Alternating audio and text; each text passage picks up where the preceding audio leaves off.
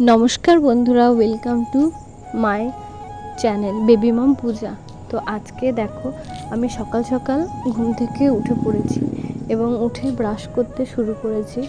যেহেতু আজকে অনেকটা সকালে ঘুম থেকে ওঠা হয়েছে, কারণ আজকে আমাদের বাড়িতে রয়েছে প্রচুর কাজ।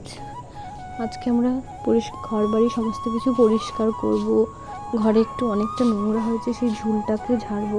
তো তার জন্য সকাল সকাল উঠে পড়েছি। তো দেখো, বলতে বলতে আমার মা জামা কাপড়গুলো কেচেও দিয়েছে এবং আমাকে ছাদে দিয়ে গেছিলো। তো সেগুলোই আমি এখন মেলে নিচ্ছিলাম।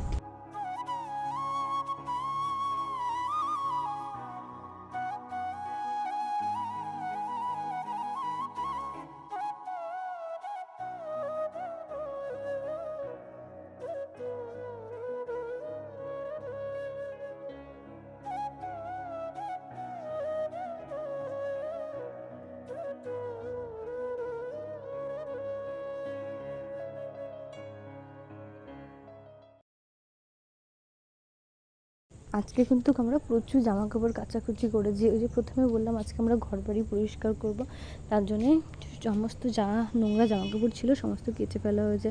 মা নিচে কাচ্ছে আর আমি সেগুলোকে ছাদে উপরে মেলে দিতে এসেছি। তো দেখো, মেলার পরে আমি চলে যাব নিচে। আর তেমন একটা তখনও রোদ উঠেছিল না, তার জন্য সেরকম একটা কষ্ট হচ্ছিল না জামা কাপড় মেলতে। তো এরপরে দেখো, ছাদে আমি কত জামা কাপড় মেলেছি, তাই তোমাদেরকে একবার সেটা দেখিয়ে দিলাম।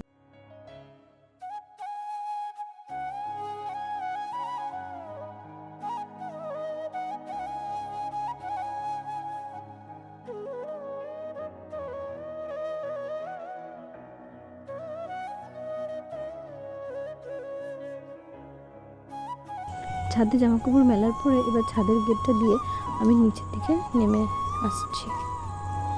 তো দেখো, সিঁড়ি দিয়ে আমি আস্তে আস্তে নামছি, কারণ আমার সিঁড়ি দিয়ে নামতে না ভীষণ ভয় লাগে, যদি পা স্লিপ করে পড়ে যায় বা কিছু।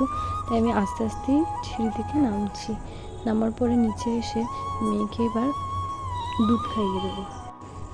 মেয়েকে দুধ খাওয়ানোর পরে আমার অনেক কাজ আছে, আর আমার মেয়েকে দুধ খাওয়াতে প্রচুর সময় লাগে, কারণ ও মুখে দুধ নিয়ে একদম গিলতে চায় না। তো দেখো, এটা যেহেতু আমি একটু স্পিডে দেখাচ্ছি, কিন্তু আমার এখানে টাইম লেগেছিলো প্রায় 1 থেকে 1.5 ঘন্টা।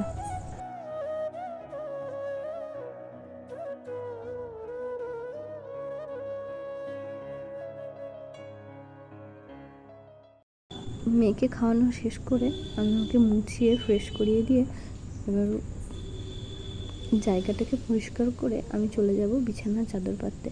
মা আগেই ঘরে ঝুল ঝেড়ে পরিষ্কার করে দিয়েছে, আমি শুধু এখন বিছানার চাদরটা বালিশের ওয়ারগুলো পুড়িয়ে জানলা দুটো ধুয়ে নেব। তো দেখো, সেটাই করছিলাম।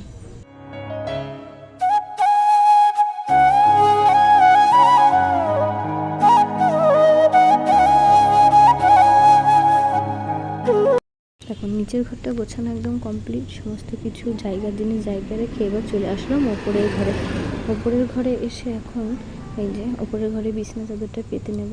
যেহেতু ওপরের ঘরে আমি আর মাম্মাম ঘুমাই রাত্রিবেলায়, তাই এখন দিনের বেলায় বিছানা চাদরটা আমি পেতে নিয়ে পরিষ্কার করে রাখলাম, যাতে রাত্রিবেলায় এসে আর কাজ না করতে হয় সেমন কিছু।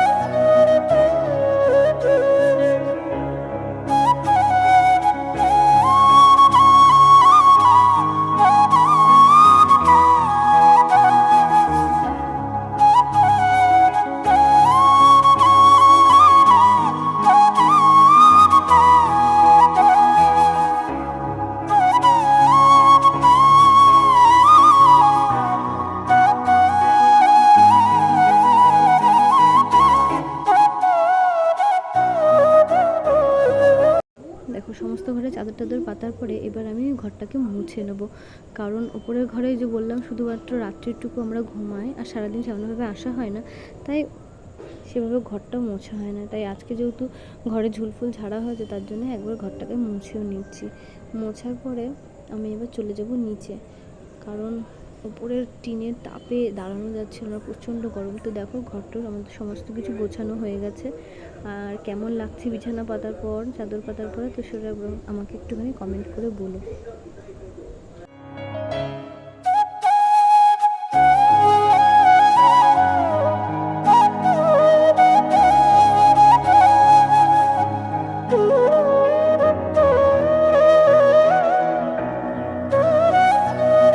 এরপরে আমার ওপরে সমস্ত কাজকর্ম কমপ্লিট করে আমি চলে এসেছিলাম নিচে এসে আমি এখন বসে দিয়েছি রান্না। আর যেহেতু অনেকটা বেলা হয়ে গেছে, তাই আজকে সেমন কিছু আর রান্না করবো না। আজকে শুধু চিকেন কষা, আমড়া চাটনি আর ভাতই রান্না করেছিলাম। তো আজকে আমার ব্লগটা তোমরা কন্টিনিউ দেখতে থাকো।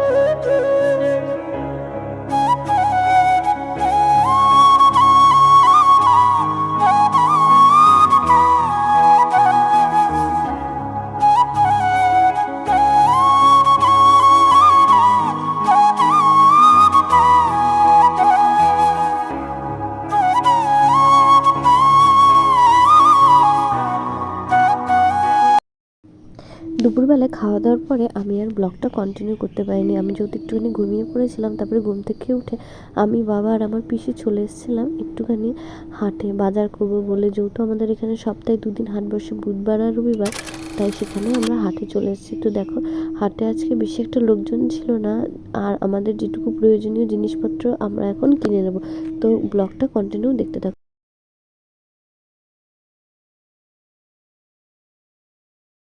তো আজকে আমার এই ব্লগটা তোমাদের কেমন লাগলো, আমার ডেলি রুটিনের সকাল থেকে সন্ধে পর্যন্ত, তো তোমরা প্লিজ কমেন্ট করে জানিও। আর তোমরা আমার চ্যানেলটাকে কেউ সাবস্ক্রাইব করছো না, ভিডিও দেখছো, প্লিজ সবাই আমার চ্যানেলটাকে সাবস্ক্রাইব করে আমার পাশে থেকো।